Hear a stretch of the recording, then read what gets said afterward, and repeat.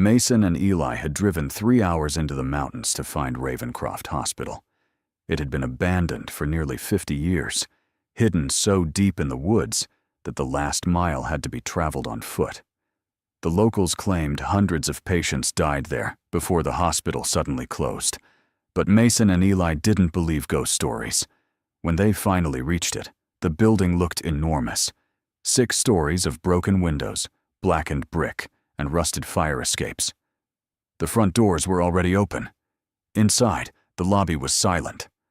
Dust covered the floor, patient files were scattered everywhere, and an overturned wheelchair sat beneath a collapsed ceiling. But as they explored, Eli noticed something strange. A single set of footprints cut through the dust. They looked fresh. Upstairs, they found a patient room with a clean blanket neatly folded on the bed. Beside it sat a glass of water, still cold. Mason insisted another explorer had probably left it. Then Eli checked the photograph he had taken outside. Behind Mason, in a 6th-floor window, stood a pale woman wearing a hospital gown. They both looked toward the window. It was empty. Then every intercom speaker in the hospital crackled at once. A woman's voice whispered, "2 new patients have arrived." For several seconds, neither of them moved. Then Mason laughed nervously. Old buildings do weird things. But the intercom had no power. They hurried back downstairs, ready to leave. The front doors wouldn't open. A thick chain had been wrapped through the handles from the outside. Someone had locked them in. While searching for another exit, Eli found an office hidden behind a collapsed section of hallway.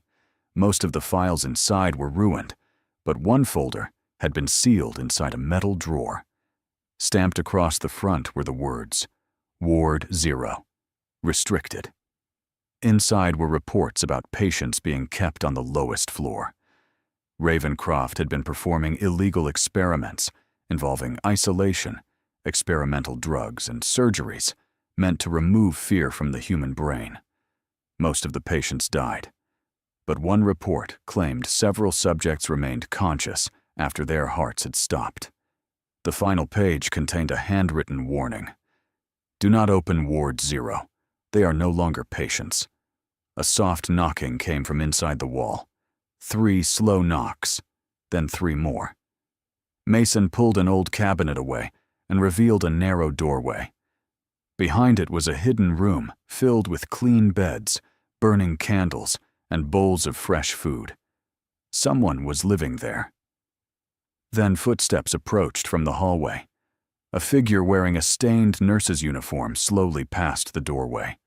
She stopped. For a moment, everything was silent. Then, without turning around, she said, "The patients get excited when new ones arrive." Mason grabbed Eli and pulled him deeper into the hidden room. The nurse remained in the hallway. They could hear her breathing through the doorway. Then the footsteps slowly faded. The room connected to a narrow passage hidden between the hospital walls. They followed it until they reached an old kitchen. Unlike the rest of the building, it had been used recently. Cans of food were stacked on shelves. Dirty plates sat in the sink, and a large pot on the stove was still warm.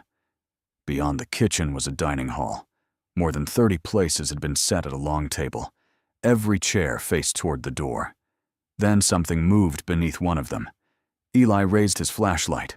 A thin hand disappeared into the darkness. They ran into the next hallway, where figures began appearing behind broken windows and half-open doors. Some wore patient gowns. Others wore old nurse and orderly uniforms. Every one of them stood completely still, watching. Mason and Eli ducked inside a records room and locked the door. On the desk were 2 new patient files. Their names were written across the front. Inside were photographs of them hiking toward the hospital earlier that day.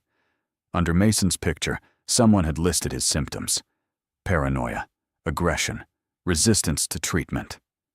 Eli opened his own file. At the bottom of the page, beside today's date, someone had written, "Admission approved." The door handle slowly began to turn. Then a voice outside whispered, "The doctor is ready for you." The door slammed inward. Mason shoved a filing cabinet against it, while Eli searched the room for another way out. Behind a row of shelves, he found a rusted service hatch. They crawled through just as hands began reaching around the blocked door. The hatch opened onto a narrow stairwell descending beneath the basement. A faded sign on the wall read, "Ward 0, authorized staff only." The air grew colder with every step. At the bottom, the hospital looked untouched by time. Fluorescent lights flickered overhead. Leather restraints hung from metal beds. Deep scratches covered the walls, along with hundreds of tally marks. Behind a glass observation window stood a patient in a burned hospital gown. His face was turned toward the wall. Then his reflection looked directly at them. The patient raised one hand and pointed toward a dark maintenance tunnel. Mason and Eli followed it, hoping it led outside. As they crawled, voices whispered from inside the walls. Some begged for help, others repeated their names. The tunnel ended beneath an operating room. When they climbed through the floor, dozens of figures were already waiting. Nurses, orderlies, patients wearing cracked masks. An elderly man stood beneath the surgical lights in a blood-stained doctor's coat. Mason demanded to know what they wanted. The doctor tilted his head. "You came here because the hospital called you." Behind them, the burned patient appeared in the doorway. This time, he wasn't pointing toward an exit. He was pointing at Mason. The doctor smiled beneath his mask. "Ward 0 has chosen its next subject." The residents grabbed Mason before either of them could run. Eli fought to reach him, but an orderly struck him from behind. When Eli woke, he was strapped to a bed in a dark patient room. The bed beside him was empty. From somewhere beyond the walls came the sound of metal instruments being arranged on a tray. "Mason?" Eli whispered. The intercom crackled above him. Mason's voice came through the speaker. "Eli, you need to get out. Now." A shadow appeared behind the glass door. It was the burned patient. He silently pointed toward a loose vent beneath Eli's bed. Eli tore one hand free, kicked away the grate, and crawled into the darkness. The tunnels beneath Ward 0 were filled with belongings: backpacks, cameras, phones covered in dust.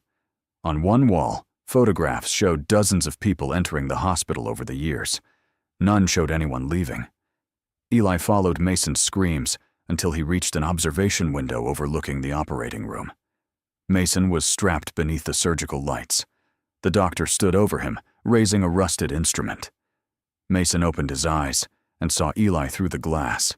He silently mouthed one word: "Run." Then Mason's voice whispered directly behind Eli, "Whatever you do, don't turn around." Eli didn't turn around. He ran. The voice followed him through the hallway, calling his name in Mason's voice. Eli reached the hospital's electrical room and pulled the main breaker. Ward 0 went dark. Locks clicked open throughout the floor. Patients screamed inside rooms that had been sealed for decades. In the confusion, Eli returned to the operating room and released Mason from the table. Together, they followed the burned patient into the maintenance tunnels. This time, it led them to a drainage pipe opening beyond the hospital fence. They crawled outside and ran into the woods. For nearly an hour, they never stopped. Then the trees opened ahead of them. The hospital stood directly in their path. They had returned to the front entrance. They ran in another direction. Minutes later, they found themselves standing behind the hospital. Figures began emerging from between the trees. Nurses, orderlies, patients wearing cracked masks. More watched from every window. The doctor stepped through the front doors. "The building does not keep people here," he said. "It only brings its patients home." Months later, 3 explorers entered the abandoned hospital. They found Mason and Eli sitting silently on 2 freshly made beds. Both wore patient gowns. One explorer asked how long they had been trapped there. Mason slowly looked up. "We weren't trapped." The door locked behind them. Eli smiled. "We were admitted." Above them, the intercom came alive. 3 new patients have arrived.